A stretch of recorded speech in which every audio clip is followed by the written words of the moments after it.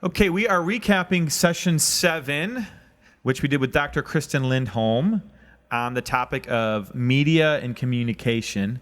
And we're going to dive into a little bit just some of the ways that that affects us, whether it's social media or kind of old media, whatever you want to call it. But yeah. Yeah, this has a lot of different fronts to it that we're going to kind of go back and forth with.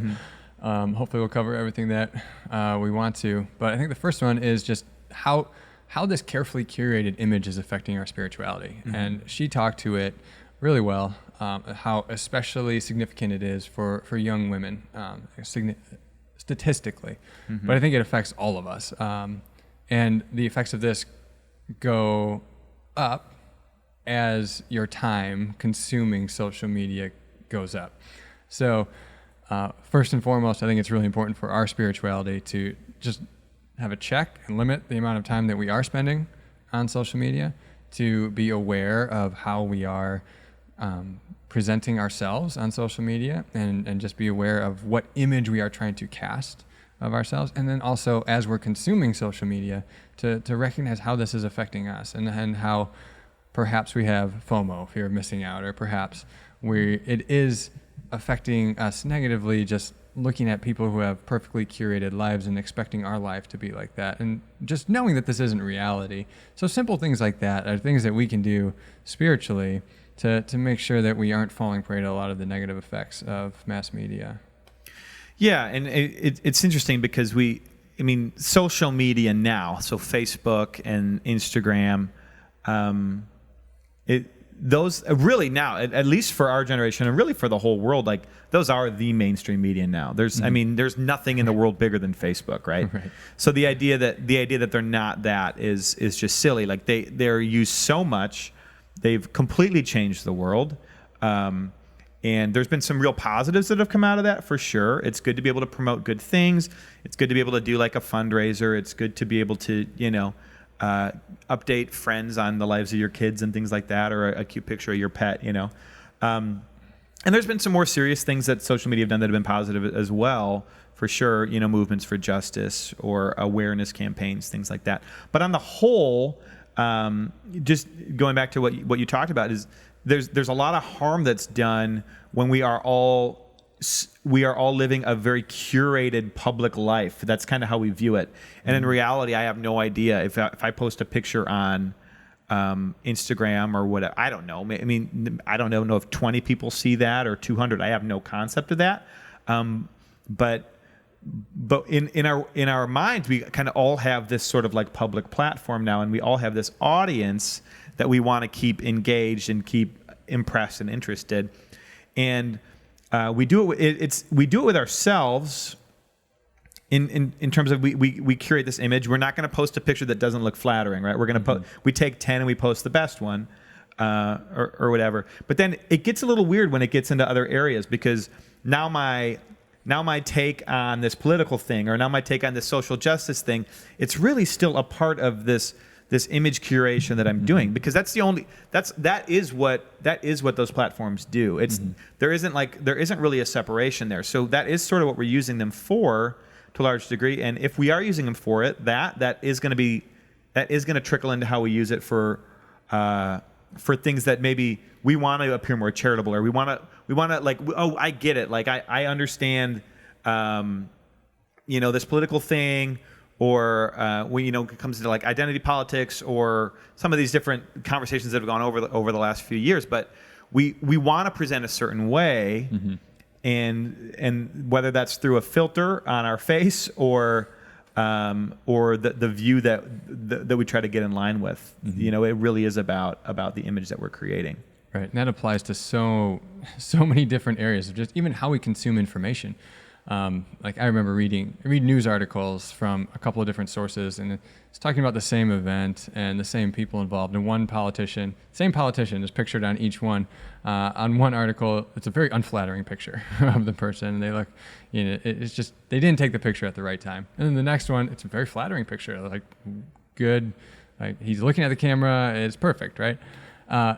And just thinking through how each media outlet is attempting to present that information, not only with the words that they use and how they describe the events, but how they picture it, And I mean, we all fall prey to this, obviously, but just being aware of it and trying your best to recognize that when you approach the article, to know that this is being slanted. It always has been slanted. This is nothing new. And the best solution is for us to be just wise consumers of that information, to recognize that and know, at least to some degree, how it's influencing our perception of the issue. Yeah, and I can harp on millennials a little bit just because I've seen in my life, I know how much I care about the aesthetics of something more than I should, right? And probably more than previous generations because our generation's so good at curating aesthetics. And I buy a pound of coffee and I realize once I'm in the car that I bought it because of the color and the font, not because I don't know if it's going to taste good or not, but that's why I bought it, right? And we've all had experiences like that, whether we're aware of it or not. But we look at maybe like the mainstream media, and it's clear to us that they don't really have any interest in bringing balance or giving us a really clear picture of reality. That's not their goal. That's not how they make money, right? Right. And it's easy to be upset with them, but we have to be aware of the fact that when this idea of a public media was given to us, we did the exact same thing. People on Instagram, they have no interest in showing you the reality of their life. And I see posts where it's like a mom who's like, "This is reality for me right now," and it's like, even that though, even that was chosen carefully. Like none of that stuff is real, And I'm not trying to harp on any one person or if you like certain content creators, whatever it is, but we are guilty of that. We not just on social media, but in real life too. We try to present the best versions of ourselves or a specific version of ourselves to different people. We're not actually that interested in what's real and reality in terms of what we project. And we're the consumers of the content. So it's kind of our fault anyway, because if we were demanding it, it would exist. Exactly. And that's what Lindholm talks about, is like follow the money in marketing and advertising, and how important that is, that we're the consumers. So we're the ones who are viewing this. So the more we view it, the more that marketing spot is worth. And just understanding how that works, I think helps us to understand how the media is being slanted towards us, and how we can at least be aware of it as we consume it, and do our best to view it from different perspectives and different lenses. And I think that's the other big part of this, is how, because of that and how specific marketing can be nowadays, that we can very easily, if we're not intentional about it, fall into just a silo of the content that we agree with, and confirmation bias just flooding our social media feeds, flooding our inbox and our websites that we regularly visit, to the point that we don't ever hear the other side, which is part of the point of this Tough Topics conference, is for us to approach some of these issues in the church and to hear the other side of the argument, and to take a little bit more of a balanced approach to at least understanding each other, instead of just existing within a silo of information that we agree with. Right. And one of the things that I've been processing a lot lately and having some conversations about is taking that idea of aesthetics and what we see as appealing, taking it kind of the next level of just the reality that there's something kind of hardwired into our brain that we like looking at attractive people, and we listen to them more, whether we should or not. And we probably we shouldn't, right? We should just receive information and process it, but it's not, kind of on more the social media or the internet side of things, you can have kind of like a lifestyle blogger or something like that, who, they start out, they've got a cute family, they look put together, and then they do a DIY farmhouse table and everything looks really nice. And now I take their opinion on politics really seriously, or their opinion on healthcare really, whatever it is. And it's like, God, why am I doing that? Like just because everything that I see from them looks nice, now I'm gonna take their opinion more seriously, and they've got like this influence on my life.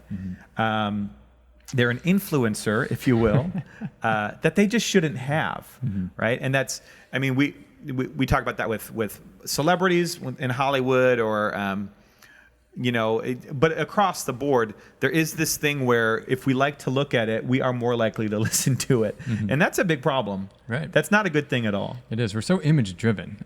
Instead of even filtering content based on expertise and authority on an issue, which, because of what you just described, where everybody now has a voice. Social media has created this platform where literally every person has a voice and can gain a public platform and public following.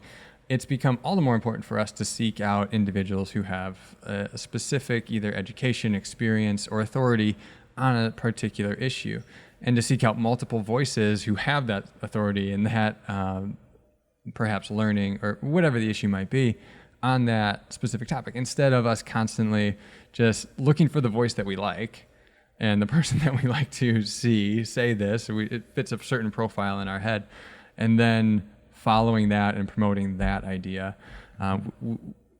It's become super tricky, but it's become all the more important for us to, I think, at least seek out people who have authority. I think it's fair for us to, as parents, but also as people who kind of grew up in this, this social media boom, and it's so integrated into our lives.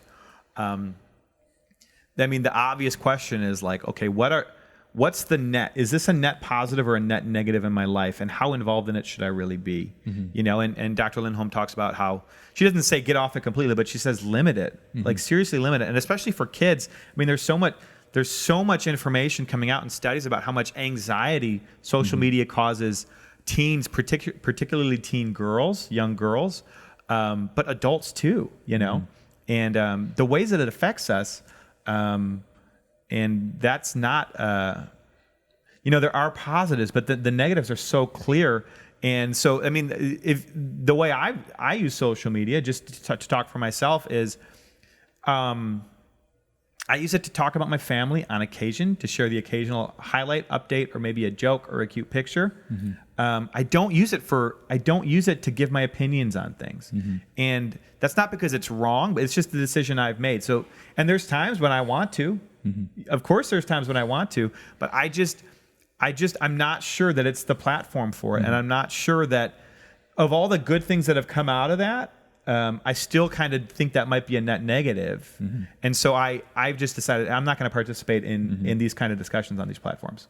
But that's me. I'm not saying that that's what everyone needs to do, but I do think that we should be looking at that and thinking about it instead of just reacting and doing what everybody's doing because that seems like what we're supposed to do.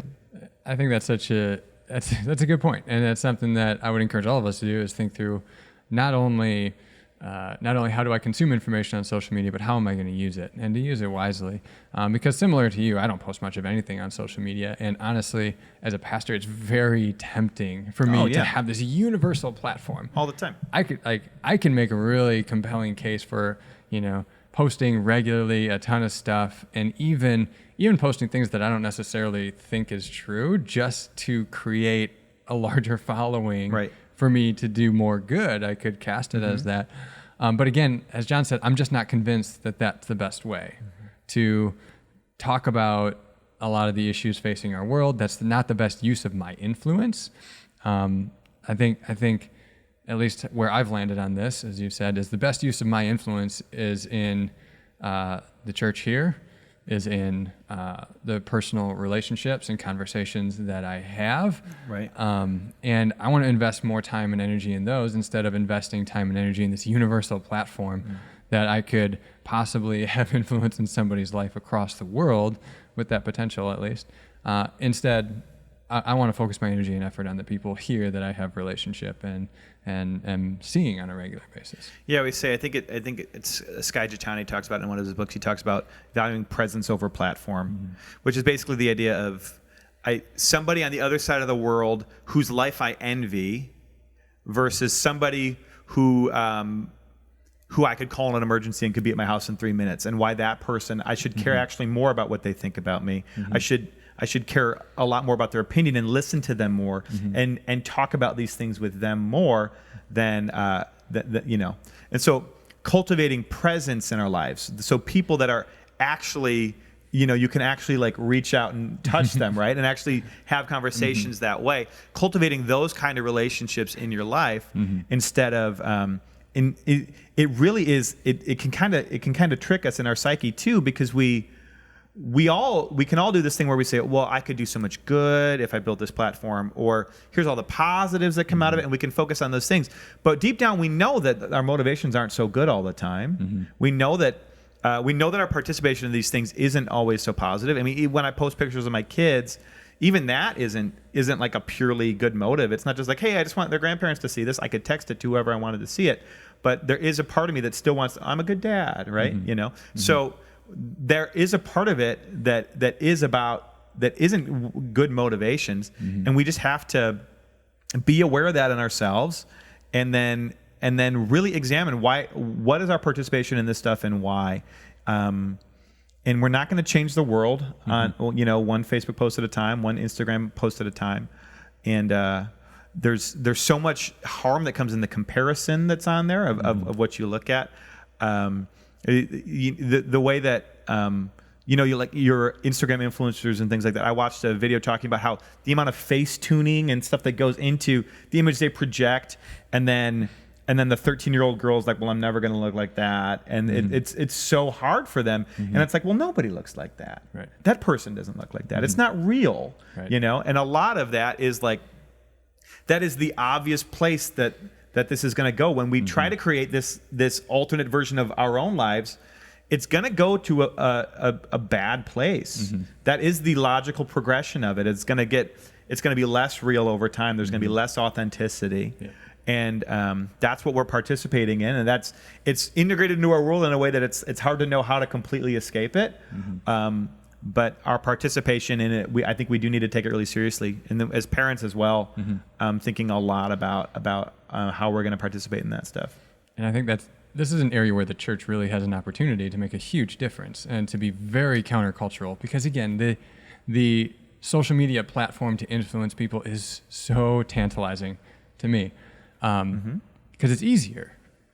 It's hard work to like influence individuals in relationship. Like, it's really hard to get up and go to our circle meetings every other week, and to be with people in person. We have to find childcare. We have to couldn't I just post whatever I was going to say at that meeting and just post it on social media and have the same effect? No. You actually reach more people. I could reach so many more. That's how you could justify it, right? Yeah, other than the 12 that are there with me. But I mean, even when we look at Jesus' life and ministry, and he invested in 12 individuals, and how he spent so much time with them. Obviously, other people were around him as his followers, but he invested a lot of time with them.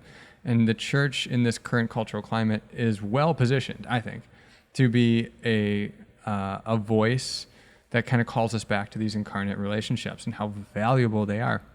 This is something we've been harping on for a long time, and a message that we aren't going to lose, because it is such a valuable counter to all of the stuff that we've been talking about, of this carefully curated image. Because we've been friends for a long time. Like, my flaws, I'm not perfect. Yeah. When I stumble over words, like even this video, we're not editing this video, and we're going to make some mistakes, and we could go back and edit it out and reshoot it, but we're not. Right. And getting to know somebody in person, actually, it goes a long way to loving them with their flaws, and even because of them. Yeah, I think so. The questions I ask myself when I engage with content on social media, and I think they're just good reflection questions. The first one is like, is this a net positive at all, or should I just take And there's been times over the last few months where I've said I just can't read right now. I can't Sometimes it's good to stay up to date, but it's okay to just be like, look, I can't do it right now. It's causing me it's making me anxious. I'm freaked out. It's okay to step away. You don't have to. You don't always have to know what to say. You don't always have to have a response. You don't always have to be up to the minute with everything, and that's okay.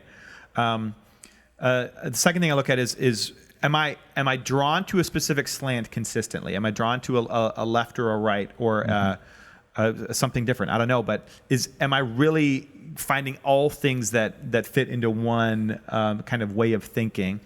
Then the other one I always look at is, am I paying more attention to people who are more attractive, to things that look better, to nicer sets with a sofa that I think looks, whatever it is. Am I giving things more credence purely because of the way that I see it and that my eyes like it more? Because I think I think we are so influenced by that, and I think it can do a lot of harm as well. So those are good questions to just reflect on, and looking through your Instagram feed, what you like, what you're drawn to, and you might not be super proud of what that says about yourself, but it's still better to be honest with yourself about why you're drawn to it, and it's not all good reasons. And then from there, you can kind of process and see if you need to make some adjustments or some changes. Yeah, when it comes to me posting content or thinking through how I want to articulate content too, I always think about, I think we have to have in the back of our minds, because of this position that I'm taking on whatever issue it is, like, what issue am I also losing ground on? Or who am I losing my voice with? There's an issue that came up recently where Franklin Graham was uninvited to speak at his evangelism crusades all throughout England. And it was because of his political positions on some things. Yeah, so just some specific statements he had made, right? Exactly. Yep. So he lost ground to speak the gospel because of his position on political statements that they uninvited him. Now, fair, not fair, whatever, regardless, right. That's not what I'm getting at, of those who canceled his events. But he lost a very large part of the audience because of his public social media platform. Right. This is a huge conversation, and we've already, this is a conversation, if you watch any of the other videos, that always comes back to this, like politics, race, immigration, all of these different ideas come back to a large degree, the information that we're putting into our brains all day, every day. And I think one of the big takeaways that we want people to have from this conference and from these videos is just an understanding of how much that content affects our lives. So one of the things we've been talking about more in terms of the content that we put out or the content that we promote on the church side, the reality of the situation is John can preach a great sermon for 45 minutes every Sunday, and it's not going to do a dent in the life of a person who is 20 hours a week watching this YouTube person or this Instagram person or this podcaster. That person's going to have way more influence in their life. And maybe they would say they would hope that their pastor has more, but the reality is it's not going to be that way, right? And it's not about you or me. It's about what kind of content are we prioritizing of putting into our brain on a consistent basis. And it's a win for us if you can take one podcast out of your feed and put in one of these podcasts that builds your faith instead. That's a big win, because those are the kind of things that do shape us over time. If we all know that we can't entertainment or political stuff. Oh, I just listen to it because it's entertaining. Whatever it is, that stuff shapes us, and we like to maybe think that it doesn't or that we're smarter than it, but that's just not how it works. And we all know that it does. It affects us. So we need to prioritize the things that we actually want to shape us. Who do I want to be in 10 years? It's going to be a combination of your relationships and the information that you put into your brain and the decisions that you make. So prioritize it now and take it seriously, Absolutely. And just think through how it's influencing you and why. There's all these things that we've been talking about. We kind of covered a lot of stuff. And think through how we're just consuming information, how we're putting information out there, all of that stuff. Think through that from a scriptural lens. We encourage you to take a big picture view, and even a media fast. Oh my gosh, that is so formational and influential for you to realize just how much it is influencing you. The only way is to cut it out of your life for a while, even if it is like a couple of days, and just see how big of an influence and how much you're craving it, how much you're missing it. Very helpful for your spiritual life. Yep. And do your best to be aware of the things that we're talking about today. Anything to wrap it up? Yeah, I would just say that if you do decide to take a break from social media, you don't need to post on social media that you're taking a break from social media. You can just do it. Amen. Thank you guys so much.